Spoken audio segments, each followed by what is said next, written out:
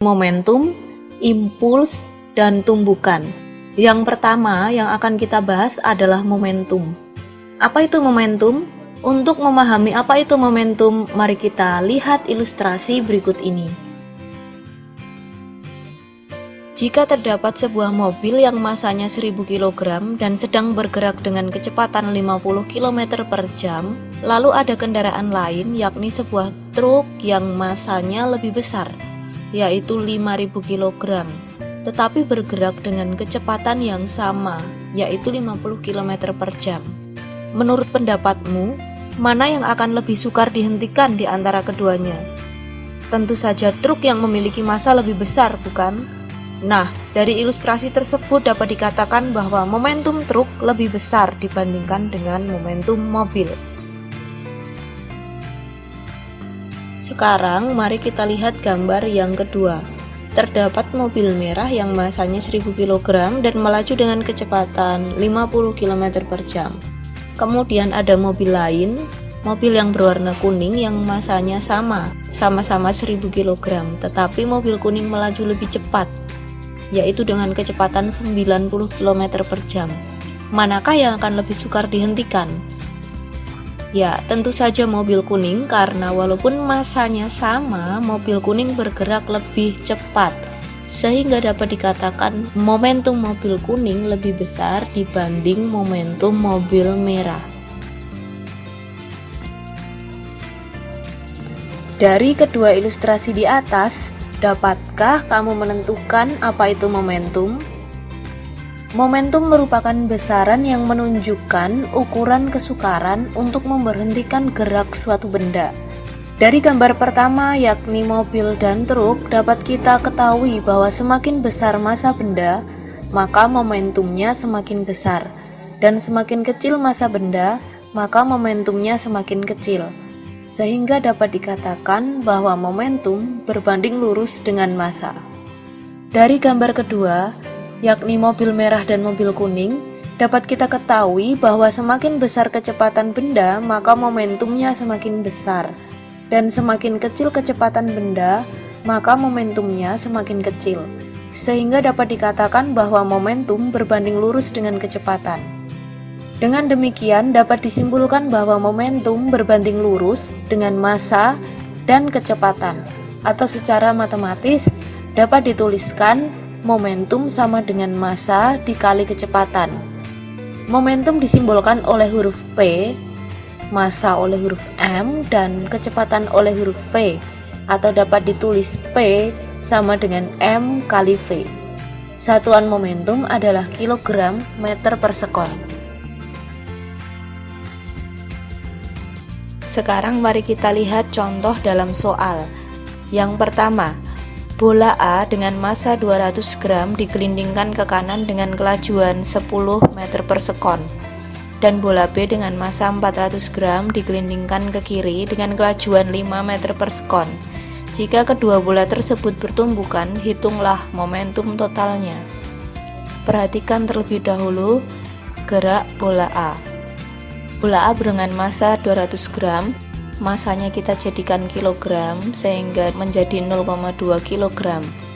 Kemudian bergerak dengan kecepatan 10 meter per sekon ke kanan. Dari sini kita bisa langsung menghitung momentumnya. PA sama dengan MA kali VA. 0,2 dikali 10 hasilnya 2 kg meter per sekon. Yang kedua, gerak dari bola B.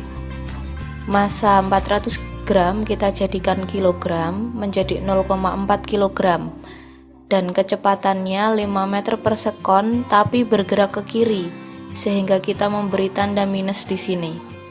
Kemudian kita hitung momentumnya. PB sama dengan MB kali VB. 0,4 dikali minus 5 menghasilkan min 2 kg M per S. Untuk P totalnya kita bisa langsung menjumlahkannya. PA ditambah PB, 2 ditambah min 2, hasilnya 0. Contoh yang kedua, sebuah bola bermassa 100 gram dijatuhkan ke lantai dari ketinggian 45 cm tanpa kecepatan awal. Setelah mengenai lantai, bola memantul dengan kecepatan 2 m/s. Hitunglah momentum awal dan momentum akhir yang dialami bola. Momentum awal adalah momentum sebelum bola menumbuk lantai. Perhatikan gambar jatuhnya bola. Bola jatuh dari ketinggian 45 cm atau 0,45 meter tanpa kecepatan awal.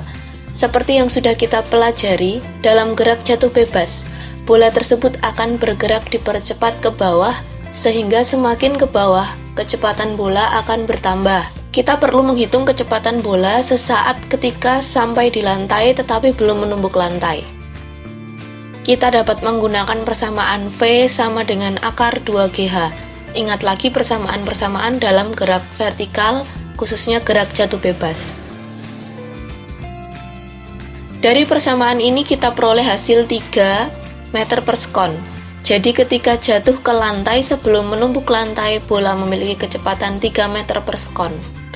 Sekarang kita bisa menghitung momentumnya dengan persamaan P sama dengan M kali V, 0,1 dikali 3 sehingga hasilnya 0,3 kg meter per sekon. Kemudian untuk momentum akhir, yaitu setelah bola menumbuk lantai dan bola memantul. Kecepatan bola sudah diketahui di soal, yaitu 2 m/s. Tetapi perhatikan arah gerakan bola yang tadi geraknya ke bawah, tetapi setelah memantul, bola bergerak ke atas atau berlawanan dengan arah gerak awal. Sehingga untuk kecepatan akhir bisa dituliskan dengan tanda V aksen sama dengan min 2 m/s. Dituliskan tanda minus karena arahnya yang berlawanan dengan arah gerak awal. Mungkin di antara kalian ada yang bingung, geraknya ke atas kok tandanya minus. Nah, kalian juga boleh saja jika gerak yang ke atas dianggap positif. Tetapi dengan syarat gerak bola yang ke bawah tadi harus diberi tanda minus. Penggunaan tanda bebas saja, mana yang kalian anggap mudah. Sekarang kita hitung momentum akhirnya. P akhir sama dengan M kali V aksen, 0,1 kali min 2 sama dengan min 0,2 kg meter per sekon. Sekarang kita lanjutkan dengan momentum dalam 2 dimensi. Momentum merupakan besaran vektor, artinya momentum memiliki arah dan nilai. Kita lihat gambar ini. Jika gerak benda membentuk sudut, maka momentum yang memiliki arah tadi bisa diuraikan dalam sumbu X dan Y. Momentum dalam arah sumbu X dilambangkan Px sama dengan P kali cos alfa. Momentum dalam arah sumbu Y, PY sama dengan P kali sin alfa. Langsung saja kita lihat contoh dalam soal. Sebuah bola dengan massa 1 kg bergerak dengan kecepatan terhadap sumbu X positif 8 meter per sekon dan kecepatan terhadap sumbu Y positif 6 meter per sekon. Hitunglah resultan momentumnya. Soal ini dapat digambar sebagai berikut. Dari soal kita mengetahui nilai Vx dan Vy sehingga kita bisa menghitung Px dan Py-nya. Px kita hitung M kali Vx, hasilnya 8 kg meter per sekon. Py kita hitung M kali Vy, hasilnya 6 kg meter per sekon. Setelah itu untuk mencari resultannya, karena Px dan Py tegak lurus, maka resultan bisa dihitung dari akar dari Px kuadrat plus Py kuadrat, sehingga hasilnya 10 kg meter per sekon. Contoh selanjutnya, sebuah bola bermassa 1 kg bergerak dengan kecepatan 5 m/s. Bola tersebut menumbuk sebuah papan dengan sudut 37 derajat terhadap garis normal. Ketika tumbukan tidak ada energi kinetik yang hilang. Tentukan momentum awal dan momentum akhir bola dalam sumbu X dan sumbu Y. Kita lihat gerakan bola yang dimaksud. Momentum awal terjadi sebelum bola menumbuk papan. Sketsa gerakan dapat digambarkan seperti ini. Ketika membentuk sudut, maka dapat diuraikan ke sumbu X dan sumbu Y terlebih dahulu. Di sini kita menggunakan sudut 53 karena kebanyakan dari kalian lebih mengerti menggunakan sudut yang dekat dengan sumbu X. Sebenarnya penggunaan sudut bebas saja. Ini hanya untuk memudahkan kalian. Dari gambar kita dapat ketahui Vx sama dengan V cos 53 dan Vy sama dengan V sin 53. Kita hitung momentumnya, Px sama dengan M kali Vx, hasilnya 3 kg meter per sekon, dan Py, M kali Vy, hasilnya minus 4 M per S. Di sini Vy diberi tanda minus karena arah Vy itu ke bawah atau ke arah sumbu Y negatif. Kemudian untuk momentum setelah tumbukan, sketsa gerakan bola dapat digambarkan seperti ini. Kita uraikan lagi ke sumbu X dan Y. Di sini untuk kecepatan setelah tumbukan diberi tanda aksen untuk membedakan dengan kecepatan awal. Nilai V aksen sama dengan nilai V, yaitu sama-sama 5 meter per sekon, karena di soal dikatakan tidak ada energi kinetik yang hilang, sehingga kecepatannya sama. Kita bisa menghitung Px dengan Px aksen sama dengan M kali Vx aksen, hasilnya 3 kg M per S. Kemudian Py aksen sama dengan M kali Vy aksen, hasilnya 4 kg M per S. Perhatikan tanda di sini berbeda dengan keadaan yang pertama. Nilai Py aksen bernilai positif karena gerakannya ke atas. Kita lihat lagi gerakan dari sketsa gambar ini ke atas atau ke arah sumbu Y positif. Selanjutnya pembahasan untuk impuls. Impuls dari gaya pada benda adalah gaya rata-rata yang bekerja selama waktu delta T. Sebagai contoh, sebuah bola yang dipukul. Impuls dari keadaan ini adalah gaya dari pemukul yang bekerja pada bola selama sekian detik, yaitu ketika pemukul dan bola bersentuhan. Secara matematis, impuls dapat dituliskan I sama dengan F kali delta T. I adalah impuls dengan satuan Newton kali sekon, F adalah gaya dengan satuan Newton, dan delta T adalah selang waktu dengan satuan sekon. Impuls yang dikerjakan pada suatu benda sama dengan perubahan momentum yang dialami benda itu, atau secara matematis dapat ditulis I sama dengan delta P. Delta P di sini adalah selisih momentum akhir dengan momentum awal. Mari kita lihat contoh berikut ini. Sebuah bola masanya 200 gram dilemparkan mendatar dengan kecepatan 5 meter per sekon. Kemudian bola dipukul berlawanan arah gerak semula. Lamanya bola bersentuhan dengan pemukul 0,01 detik dan kecepatan bola setelah dipukul 15 meter per sekon. Berapa besar gaya yang diberikan oleh pemukul? Dari soal kita dapat menuliskan diketahui M sama dengan 0,2 kg, V atau kecepatan awalnya min 5 meter per sekon. Tanda minus di sini karena kita anggap bola ke kiri.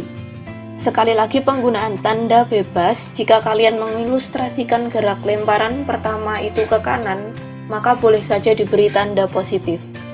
Kemudian V aksen sama dengan 15 M per S dan delta T sama dengan 0,01 S.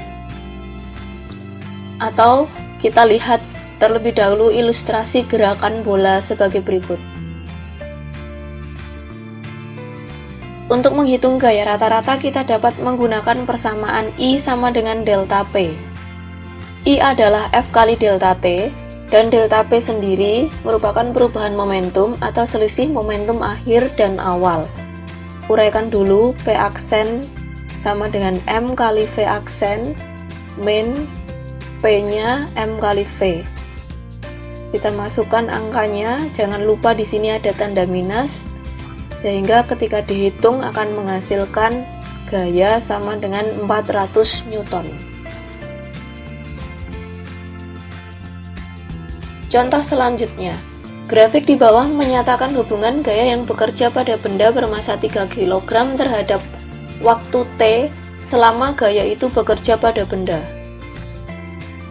Bila benda mula-mula diam, maka kecepatan akhir benda tersebut adalah. Jadi di sini yang ditanyakan adalah kecepatan akhir atau V aksen.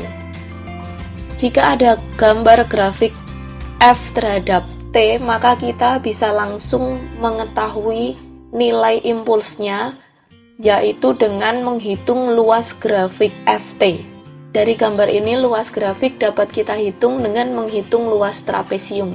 I sama dengan setengah kali sisi sejajarnya 6 itu bagian atas plus 9 bagian bawah dari 3 sampai 12 dikali tingginya 4 sehingga hasilnya 30 Newton sekon. Nah, dari soal tadi kita juga bisa mengetahui bahwa benda mula-mula diam, sehingga kita juga bisa tuliskan bahwa V sama dengan 0. Kemudian V aksen ditanyakan. Tadi kita sudah menghitung I, dan di pembahasan sebelumnya kita ketahui bahwa I sama dengan delta P. Dijabarkan lagi, I tadi nilainya 30 sama dengan delta P, artinya perubahan momentum, atau kita bisa hitung dari M kali V aksen dikurangi M kali V. Dimasukkan angkanya sehingga hasilnya V aksen sama dengan 10 meter per sekon.